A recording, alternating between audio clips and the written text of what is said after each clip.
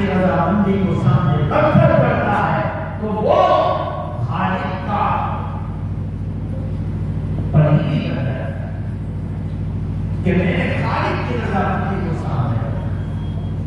اللہ کا پیغام جو قرآن پاک میں اور جو نبی نے پڑھ کے لکھایا، نبی نے تعلیم دے کر بتایا کہ اے مسلمان، جب تو نے نبی کا کلمہ پڑھا اور اللہ کے قرآن سے محبت کی اور کلمہ پڑھا اور اللہ سے رشتے کو جوڑا، تو اے مسلمان دیکھ تیری زندگی کا کوئی لمحہ اللہ سے غفلت والا نہ گزرے،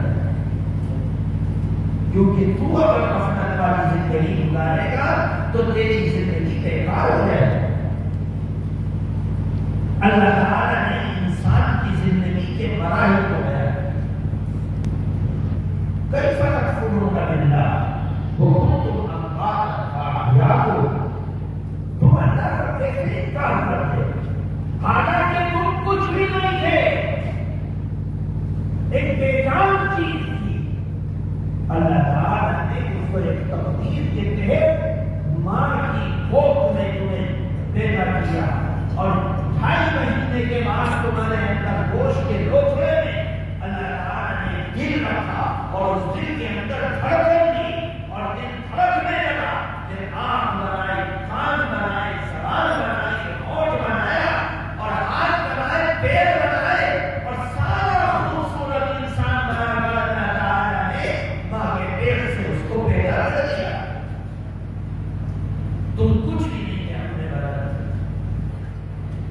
پھر تم دیکھ نہیں سکتے تھے، ہم نے دیکھنے والا بنایا.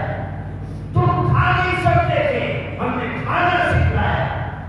تم سن نہیں سکتے تھے، ہم نے سننے کے لیے سماعت دیا، کان دیا. تم پکڑ نہیں سکتے تھے، ہم نے ان پنجوں میں طاقت دی. تم چل نہیں سکتے تھے، ہم نے تمہارے پیروں میں طاقت دی. تم بول نہیں سکتے تھے، ہم نے تمہاری زبان میں طاقت دے دی. اللہ تعالیٰ نے ایسا کر دیا کہ یہ دیکھنے والا اللہ کا بندہ، یہ دیکھنے رہنے والا اللہ کا بندہ، یہ بے جان اللہ کا بندہ اتنا طاقتور بن گیا کہ دنیا میں دوڑتا پھرتا ہے. فرمایا چند دن دوڑو گے، چند دن چلو گے، پھر ہم تمہیں مار دیں گے.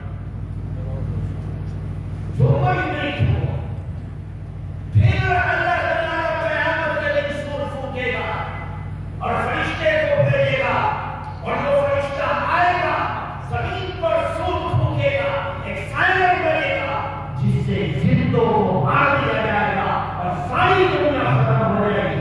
ونفخ فی الصور فصعق من فی السماوات ومن فی الارض الا من شاء اللہ. اللہ سور پھونکے گا، ساری کائنات تباہ ہو جائے گی. پھر اللہ تعالیٰ دوسرا سور پھونکے گا اور ساری کائنات کے انسانوں کو جیسے پہلی حالت میں زندہ تھے ویسے ہی کھڑا کر دیا جائے. یوم تشقق الارض عنهم سراعا، زمین پھٹ جائے گی، قبروں سے لوگ کھڑے ہو جائیں گے اور وہ کھڑے ہو کر میدان محشر کی طرف دوڑتے ہوں گے. اللہ تعالیٰ ان مراحل کو بیان کرنے کے بعد اللہ تعالیٰ اس وقت فیصلہ کرے گا اور اللہ سے زیادہ انصاف کا فیصلہ کرنے والا کوئی نہیں. میرے دوستوں بزرگوں، انسان کو اللہ تعالیٰ نے صرف اپنی بندگی کے لیے بنایا. ہم تجارت کرتے ہیں، یہ ہماری وقتی ضرورت ہے.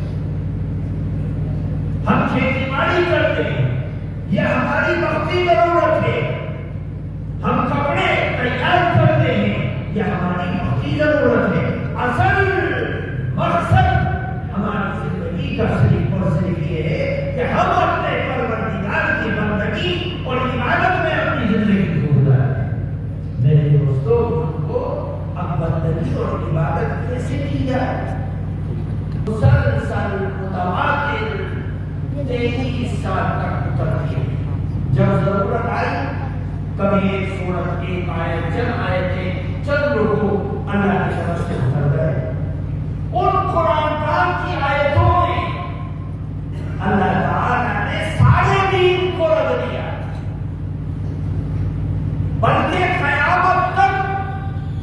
انسانوں کے سامنے جو مسائل آنے والے ہیں ان مسائل کا حل اللہ تعالیٰ نے قرآن پاک میں رکھ دیا.